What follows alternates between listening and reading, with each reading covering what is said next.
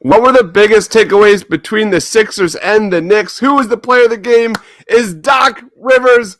Does he got to go? Let's talk about the Sixers game. All that and more on the latest Sixers post-game live.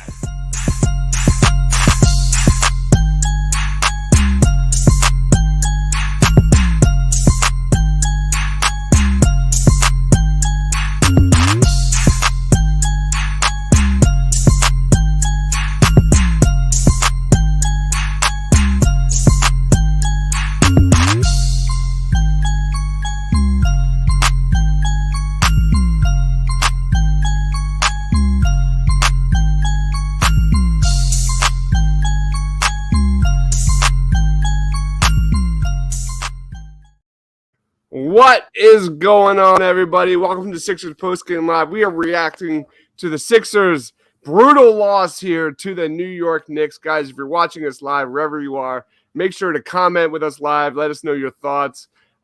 This is going to be a doozy. Joining me, my man, Tiago, one of the best Sixers followers out there, period, on Twitter, at TiagoPHL. What is up, Tiago? What is up, man? My sanity's up. That's what's up right now.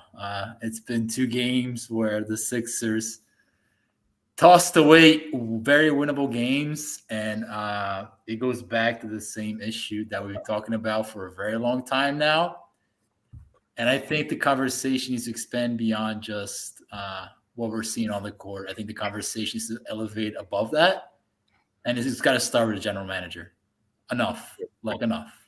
Yep. Or Joel Embiid. It's got to be one of the two to say enough is enough. We've been saying the same goddamn thing on every single post-game show. Joining us now, my man Sean from Pick Swap Media. What's going on, Sean? Yeah, not the highest vibes after tonight. It felt like they had this one and one they just simply gave away. So I know it's the same reasons, kind of what Tiago was just saying. We've ran this story back before, but it just keeps happening, so we got to keep talking about it. It's the same thing. You look at this game, the Sixers were up. What was it, 94? Let me pull up the stat here. With Paul Reed having arguably one of the best games of his young Sixers career. The Sixers were up 7 points late in the fourth quarter. Doc Rivers subs out Paul Reed. The Knicks finish on a 22-13 run to win the game. It's just immediately clear that Paul Reed needs to be on the court. There is nobody that can objectively tell me that Montrezl Harrell should be playing over Paul Reed. You look at it's just a tractor beam to the rim every single time Harrell is on the court inside that paint. And it feels like every time we're sitting here post-game show, we're dissecting these things, and Paul Reed gets on the floor and makes an impact. He had a huge impact in this game. What did he have here? I'm going to look at the stats. He had 6 steals and 2 blocks in 18 minutes. That one block he had that led to a Melton corner 3 was one of my favorite plays of this game. I'll throw it to you, Tiago. Like, where do we go from here? First of all, I want to disagree with that one comment you made, Chris, because there's one person who objectively thinks Paul Reed should be on the bench. And that guy happens to be the Sixers head coach. So, I think if we cut to the press conference right now, he's probably talking about how well Montrezl Harrell played. No one's gonna. I hope it's Austin or Zach or someone that has the balls to answer. Well, to ask here's that the thing, question. though.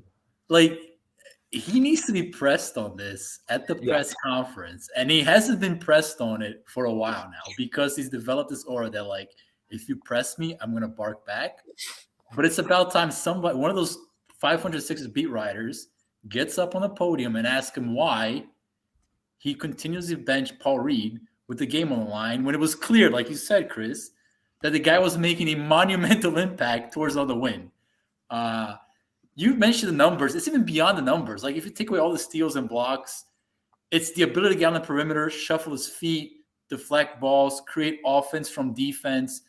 It is a myriad of different things that are out there. And we were talking about before the podcast, even if you ignore the numbers, which are like overwhelmingly towards Paul Reed, if you just approach it from a basketball, I don't know anything else but I'm seeing out on the court, It is so obvious that this guy should be playing that it's getting beyond embarrassing at this point. It's utterly embarrassing what we're watching right now from Doc Rivers, point blank. Yep, it's got someone has to speak up, and it's either going to be Daryl or it's going to be Joel, and hopefully things move forward sooner than later. What about you, Sean? What was your take on Paul Reed and kind of just this collapse in the fourth quarter?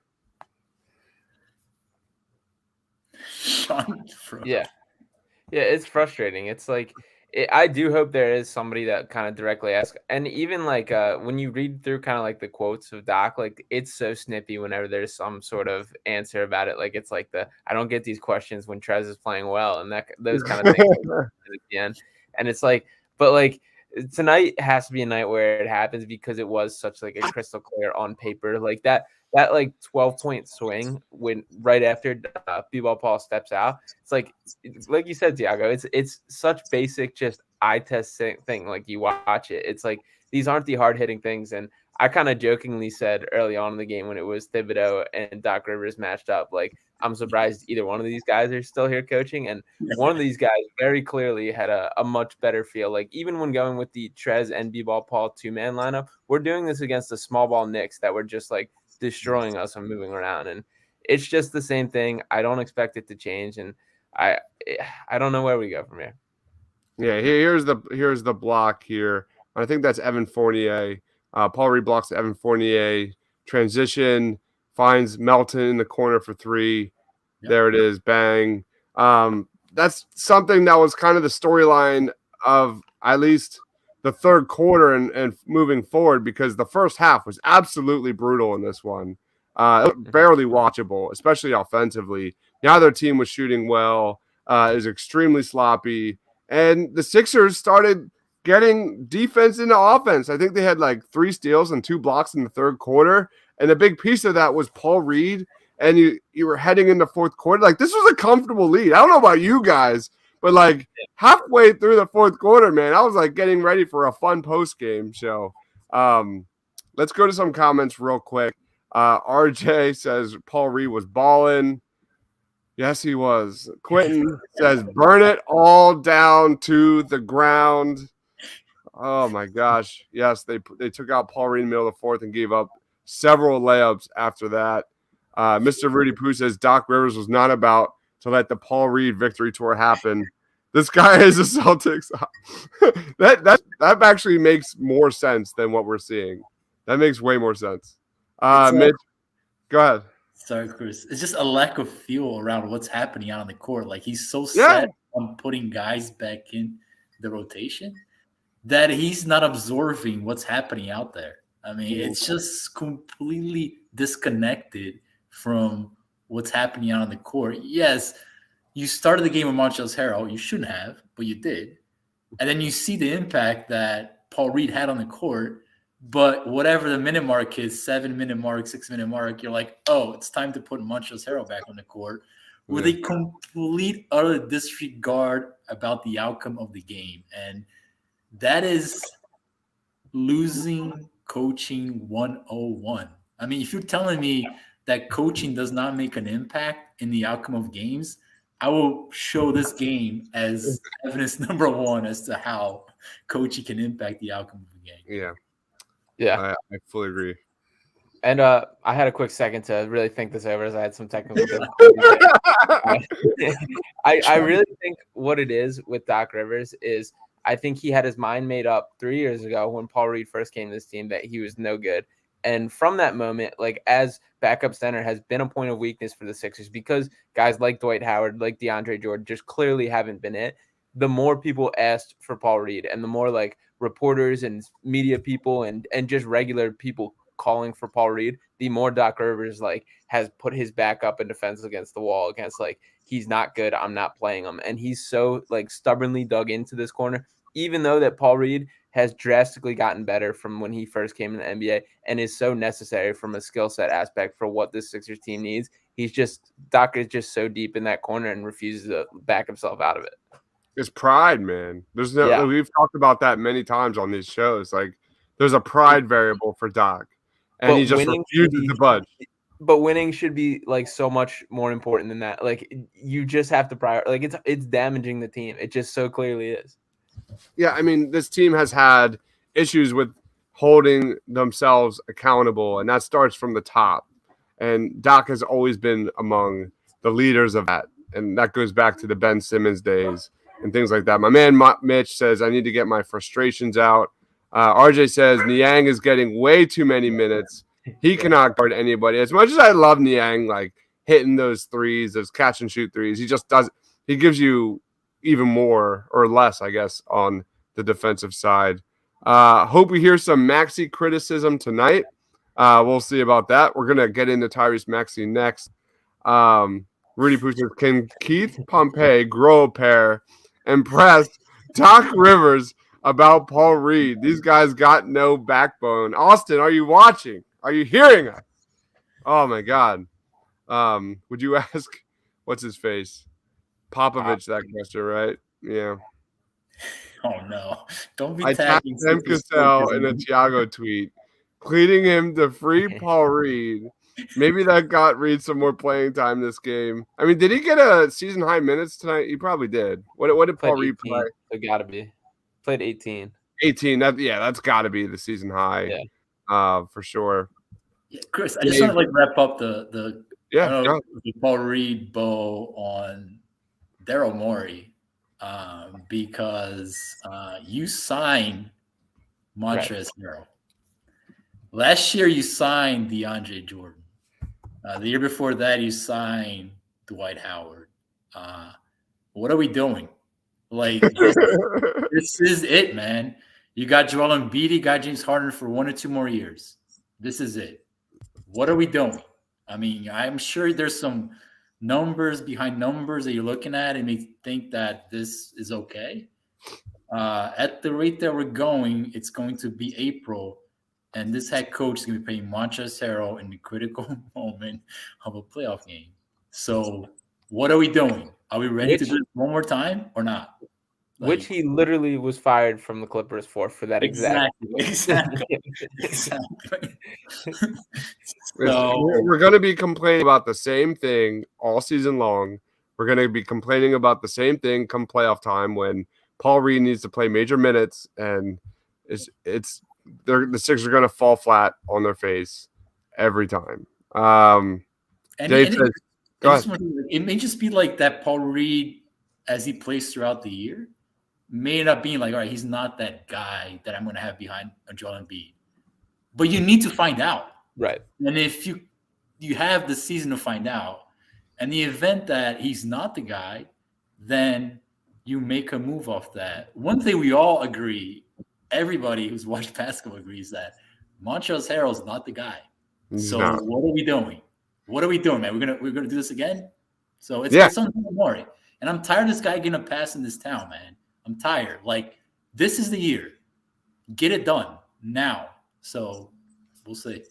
There is more of a chance that Doc Rivers makes Daryl Morey sign or trade for a veteran big rather than play Paul Reed. Is that incorrect?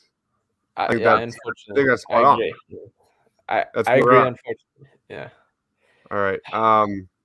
Mr. Rudy Poo says, can we mention how many minutes the starters are playing? Dude, we've been talking about that every post-game show, man. It's nuts. Hot take. Quentin is no longer on the Maxey bandwagon. That's an interesting take. I don't trust his decision-making or play creation.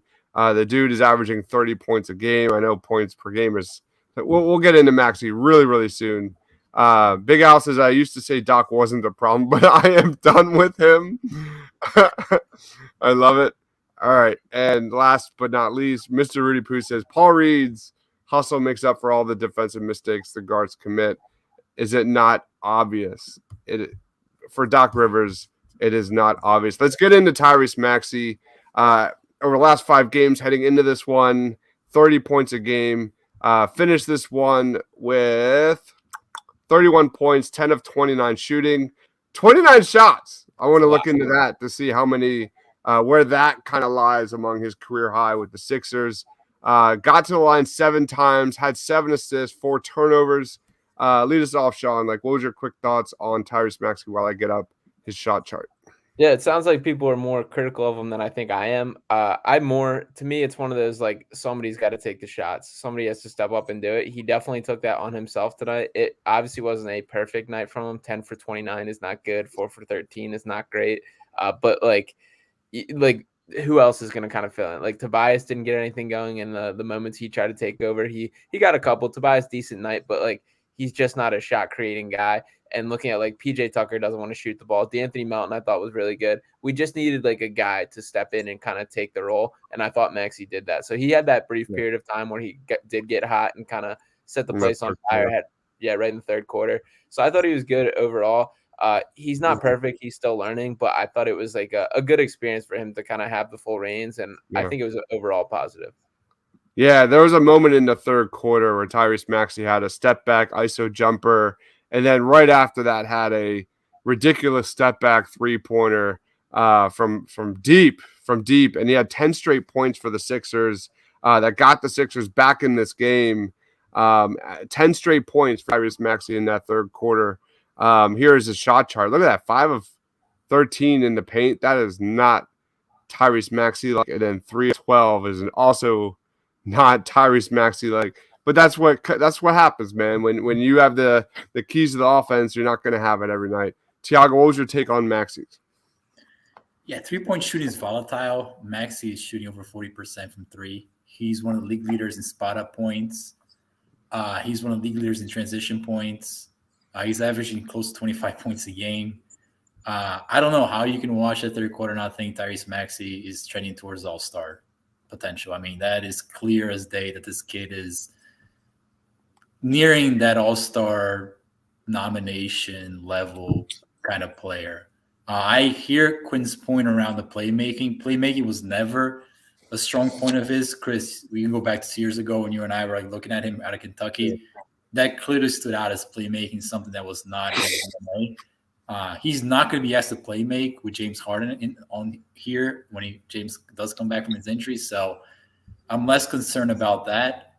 What I focus on Maxey is the aggression. I love the aggression. The 29 shots, yeah, that's too much. There's nobody else in the court that can take the shots. But you're seeing a guy that when Joel Embiid is not on the court, he has taken ownership of the offense. And I think for his own well-being, for the well-being of the team, that's a positive sign, man. Like, they're going to need this guy in the playoffs if they want to win a championship. So him getting, these experiences and these games under his belt, I think is going to bode well for Max in the long run. So I think I don't see this. Yeah, people are going to call out the pass to Tobias Harris late, which was horrendous, and perhaps some other decisions. But overall, I mean, they're not even close to anything tonight if it's not for Tyrese Maxey. So yeah, the way that I saw the game tonight. This comment here by Rudy Poo says Maxey is playing too many minutes. He does look tired by the fourth quarter. Coming into this game, he was averaging 38 minutes a game, played nearly 40 minutes, I believe, in this one. That's what happens, man. When you get those tired legs, your shot starts to fall short, and that's what happens, man. We've been talking about that a lot on these shows as well. But who else are you going to play, right? So exactly, they don't invest on draft capital and ball handlers that can potentially develop over time, right? Shake Milton is the next guy in line. We've said this a million times. Shake Milton's not a point guard. He's never been a point guard in the NBA. He's been out of necessity, but there's nothing about Shake Milton who screams point guard. They can get a free agent, somebody who can step in occasionally. I mean, the guy's playing too many minutes. At this point in time, he's young. He can do that, but I agree with you guys. Like, he should be taking these off here and there, but they literally have nobody else on the roster that can handle load when James Harden is out, period. Yeah. Just the way I think that circles back to a Daryl Morey thing, too, when just looking at it. Like, James Harden is the only real playmaker, the only true point guard on this roster. Like, Maxey can kind of do it, but he's definitely not going to excel in, like, a primary playmaking role. And looking beyond that, like, coming into tonight, Harden ranked 10th in the NBA and Maxey ranked 4th in the NBA in minutes per game. And that's just kind of crazy to do that through a whole season. Yeah. So maybe rather than signing Montrezl Harrell, who's fully – we see what we got, maybe add like another guy into this mix who can handle the ball, maybe defend a little bit on the perimeter. Something like that, to me, is way more glaring of a need for the Sixers team. And I mean, I don't know what they do now because we're kind of maybe there's a trade that fixes that, but in the grand scheme of things, but they're gonna just be holding a lot of mileage as long as the roster is the way it is. Yeah, right. Patrick's in the house. What's up? The mismatches low in the paint without Harden. Defense are going to lock eyes on Maxey. We've already seen it this year when Harden's just locked in, and Doc has no idea what to do when teams start double teaming him. Like these are just ongoing conversations we've had about Doc Rivers and his inability to adjust. Big Al says the team just seems so haphazard. That is from Doc.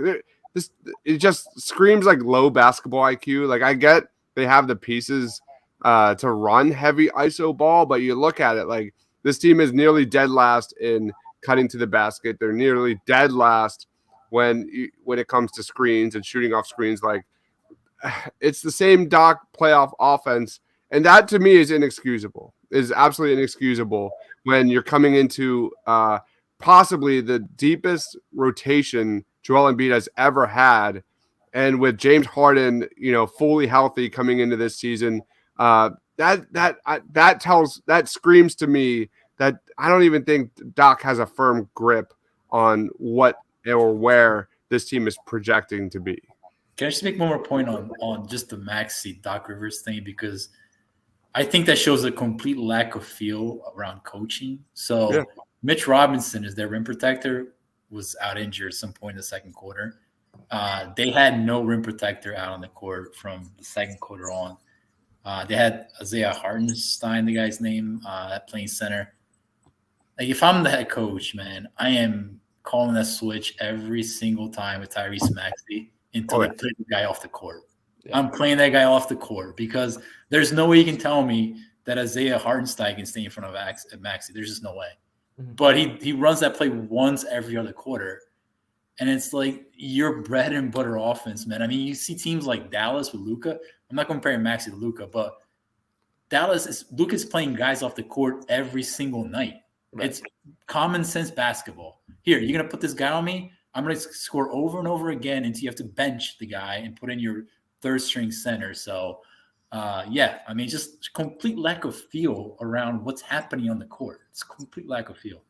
And it's another theme. It's one of those, the in-game adjustments, the being able to just like have an answer to another coach's like adjustments or just create something on the fly. It just hasn't been there. And it's so frustrating that it's like so much of this are like simple basketball observations. Like we're not calling for these hard-hitting, draw up this crazy play, whatever. It's like, it's so clear what just should be happening. And it's like, it's just not. So I don't know. It's crazy for me the amount of basketball Doc Rivers has played, coached, been around that like that type of on the fly feel just doesn't seem to be there whatsoever. Yeah. Mike's saying 10 of 29. Maxey is a straight up crumb bum. Wow. What are we doing here? Come on, Mike. You're better than that. Mr. Rudy Poo says, while the team doesn't set real screens, they haven't set real screens for years. The players just go through the motion, but the defenders never hit it. Joel Embiid has never learned how to set a real screen. That's true. Big Al says, I have seen better scheming in the schoolyard pickup game. Wow, I love it. Maxey doesn't orchestrate the offense, no matter just how many points he scores in a random game in November. I mean, that kind of goes into like what you project Maxey to be. Like, I mean, that's kind of, I don't know. Like, I would love to hear your guys' thoughts on that because I never really saw. I mean, it's hard to say because Maxey's development, especially last year and so forth, kept pushing back the sticks when it comes to projecting this dude's ceiling. So could he take that next step when it comes to slowing, the game slowing down for him, finding open guys around the basket, finding open shooters, things like that as a true point guard? That's never been my vibe. I've always seen this dude as just one of those microwave shooters, starters off the bench, 6th man of the year, guy that can put up buckets in a hurry, that kind of guy. But that's always been my gut feeling, but that could be totally wrong because Maxey continues to shock everybody. But what are your thoughts on that? Like, do you think Maxey could potentially down the road be a guy that is a floor general? I don't know about floor general, But for this team, you're talking about one of the best catch and shoot players in the NBA. I mean, if James Harden's running point guard, he absolutely has room in May and June in this offense. I don't know. Something happened. I want to hear that. Oh, Mike, dude, no. Just stop. I love it. we probably get Ben back pretty cheap these days. I feel I think any team could probably get Ben back if they really wanted to. Yeah.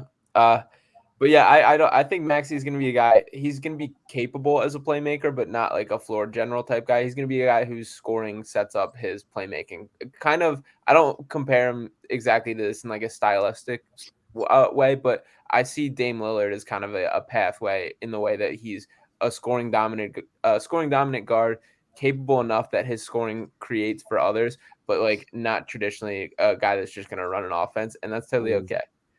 Yeah.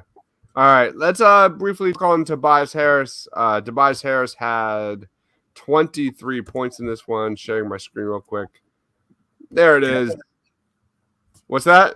I just want to say one more thing. They were asking Doc Rivers why he played Reed and Harold together. Rebounding and size was his answer. So make it of it what you will out of that. We're playing basketball in 1994 all over again. Doc has no reason to talk about rebounding and size when he had PJ Tucker defend Porzingis for an entire game. Yeah, that's true. Yeah. Just stop. And George's Niang. It's just a joke. Like, all right, let's get into Tobias Harris, who arguably probably had his best game of the year. 23 points, 9 of 15 from the floor, 3 of 7 from 3. Thiago, you got to be liking Toby putting up a lot more 3-pointers this year. He had 9 rebounds, 4 assists, a steal, and 2 blocks. I'll throw it to you, Thiago. What was your quick reaction to Toby tonight? Yeah, one of the, again, top 10 players in spot-up points, top 10 player in catch-and-shoot threes.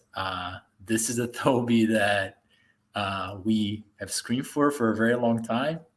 He's clearly evolved as a role player in this offense, and I give him credit for accepting that role and not trying to hijack the offense with his dribbling. Tonight, obviously, he needed more from him. I thought for the most part, he did his part. But again, it's Tobias Harris. It's 20 points, 6 rebounds, limited to no defensive impact. What it is at this point, but I thought he had a very good game. There's nothing I think said badly about Tobias tonight. Like when I think of Tobias Harris, I didn't see any like kind of bubbling the ball in transition like we have seen every single game this year. But there's a shot chart, man. A lot of green there. 1 of 2 from the corners. Did well in the paint. Hit a mid-range bucket. What are your thoughts, Sean? Yeah, I thought defensively he was pretty good tonight. I thought he had some real good moments on defense. Kind of like we're kind of circling back to the same old Tobias. Like I give him a ton of credit for becoming much more comfortable off the catch and shoot. He's made himself a much better player because of that. But like when he's asked to do more, it's just not really there. Like even the moments tonight where he kind of took him on, it's just like a kind of bangs into a guy to try and back him down and doesn't really create any separation, just rises up and shoots it. And he hits it sometimes and it works, but that's kind of like, that's all you're getting from a creation aspect out of him. So he's a guy who I not that I expected him to step up more than he did. I thought he was pretty good overall, but I just don't think he unfortunately is a guy who you can count on to be a go-to scorer on a possession when Harden and Embiid are out. Yeah. He's the highest paid player on this team, correct? Yeah. I'm pretty sure. Joel might have made more now. I don't know, man. I want to look that up. But where would you rank him in terms of like best player on the Sixers? Where is he at? 5th, maybe. 5th? Yeah, let me think. Definitely Embiid, Harden, Maxey. Yeah, he's DeAnthony Melton, I think, is more important to this team. Tobias Oh my God, check this out. Yeah, I was right. I'm going to share my screen here, Tiago. Go ahead. Sorry, I didn't mean to interrupt. I like talking to Sean about Melton because I think defensively he has been very good. There's no question, but I have been very underwhelmed by Melton offensively so far. They try to use him as a ball handler. You can clearly tell like he doesn't have a great feel for it. Yeah, I think the shot's going to come out. It's going to stabilize over time, but yeah, I mean, I haven't been particularly super impressed by Melton offensively. Defensively, in the last couple of days, he's been phenomenal. I think the offense has to catch up, but I've been liking D'Anthony Melton. I think part of what made Melton look so good over the last handful of games was his minutes with James Harden. So that injury hurts him significantly. Just my take. What about you, Sean? Yeah, and I think like I agree. I don't think he's at his best as a natural ball handler or playmaker whatsoever. I think his best role offensively is going to be that guy, the semi Bruce Brown role where he's popping to the top of the free throw line, where he can make kind of quick reads out of that. That I love him in, and I think that's going to be when things settle in his best case. But he's obviously tonight was forced into some more ball handling roles and probably will be for the next month, which I don't think is the best thing for him. But defensively, he's been everything I hope for him more for sure. Yeah. So there it is. Tobias Harris makes the most money on the Sixers team this year, $37 million. He's going to make $39 million next year, which is absurd. That's fully guaranteed, right? Yes, it is. Yes, it is. There's no way they're getting out of that contract. Zero chance. All right. Let's roll into some player of the games. Yam says, I'm so tired of basketball politics. Just play the best players, man. The object should be winning basketball games, not feeding your own personal ego. And that's what this is all about. Tobias is Nick Castellanos. I love that take, Mr. Rudy Poo. I'm all for that one. Yeah, I'm all for that. Although Tobias probably has a little more patience than Castellanos. All right, let's roll into player of the game. Tiago, lead us off. Who's your player of the game? Yeah, I mean, I'm going to steal the obvious. I think Tyrese Maxey is clearly the player of the game.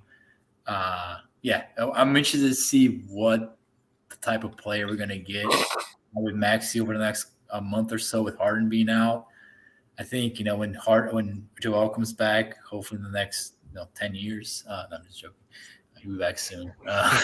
We'll see perhaps Joel doing some more of the ball handling stuff that he was doing last year and doing some creation like it was when Ben was out. So we'll see. I mean, right now, I am focused on more of the process than the results. And I'm not particularly happy with the process so far the Sixers are using to get the results that they're not getting. So, we'll see. But right now, Maxey was the player of the game for me. What about you, Sean? I'm giving it to B-Ball Paul. I have to. Yeah. I'm pounding the table for him forever. In 18 minutes, he got 6 steals and 2 blocks. That's just absurd numbers. And, I mean, this team needs him. So he made an impact tonight. He did everything he could while he was in to help them win. He made an extremely positive impact in that regard. And I think without B-Ball Paul, that they weren't nearly as close in the position to get the win as they ended up in. And could have been in a much better spot if he was rode out a little farther. Yeah, that's where I wanted to go, obviously. I knew Sean was going to take B-Ball Paul for me. Quentin says B-Ball Paul, the victory tour, that was cut short yet again. I thought Melton had some moments in this one defensively. He had 2 blocks and 2 steals. The shooting will come along, but I like the 11 3-point attempts, man. Keep shooting. The dude is a good shooter. It'll happen. It'll happen in time. Tobias Harris had another great game. My player of the game is, I'm going to give it to Phillies fans, man. They're down right now. Phillies fans are down right now, and I just want to say, like, it was just a magical postseason. And for my boys like Mark Henry Jr., my man Joe, John, like those guys have Amadeo. Those guys have ride or die with this Phillies team all season long, and I'm feeling for them. So I just want to shout those guys out because they're straight up depressed, I'm sure, as we head into Game 6 tomorrow night. What? You think it's over? No. Well, I think the magic is over. I think the magic is over.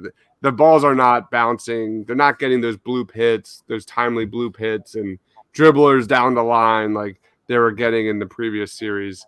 I'm not saying the Phillies are done, but the odds are stacked against them. I just don't have that same feeling right now. What about you? Yeah, I mean, I think if they get the pitching performance from Wheeler tomorrow night, man, I kind of like Ranger Game 7. I don't know. Yeah. I mean, if there's someone to play a Game 7, like it would probably be Ranger, right? Yeah, definitely. All right, so let's wrap it up with plugs and final thoughts on the game. We'll go backwards. Sean, do us off, man.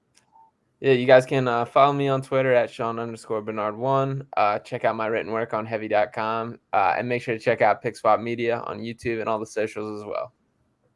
Look at this guy. Acknowledge me. Jesus. What about you, Tiago? You guys can find me at TiagoPHL on Twitter, where I'll be going back and screaming more Doc Rivers thoughts throughout the night. So, yeah, make sure to check it out. It's getting very like not disrespecting Doug Peterson, Eagles vibes, but like that tail end. But when that horrible season ended, and the last like handful of those games where you're just complaining about the same thing every single post game show, every single week. Doug Peterson has the playbook here. He's not watching what's happening on the field. It's the same stuff. That's my gut feeling right now. I worked all day. I wasn't able to get any Eagles videos out today like I always do when the game ends. So tomorrow I'll have all the highlight reels and breakdowns and things like that. So keep an eye out for that, as well as NFL draft content. Really big games on tomorrow. Georgia, Tennessee is going to be a good one. I think Alabama plays someone good as well. Who's that? LSU. LSU has some really, really good young players on that squad as well. So football, baby. It's going to be a good day tomorrow. Follow my man Tiago on Twitter at TiagoPHL, one of the best Sixers followers, period. Both of you guys are the best, like literally Sixers follows, period. My man at Sean_Bernard. Check out Pick Swap Media. All that kind of stuff wherever you find your podcast, Sixers, Eagles, you name it. And then check out thepaintedlines.com, YouTube, you name it. Edge of Philly Sports, POPsports.com, Philly Sports Alliance. Amazing content on Facebook if you love Philly sports. Share the love. Give everyone a like, subscription, you name it, if you could be kind enough. So for Tiago, for Sean, for myself, we'll see you on the next post game. Stay awesome, everyone.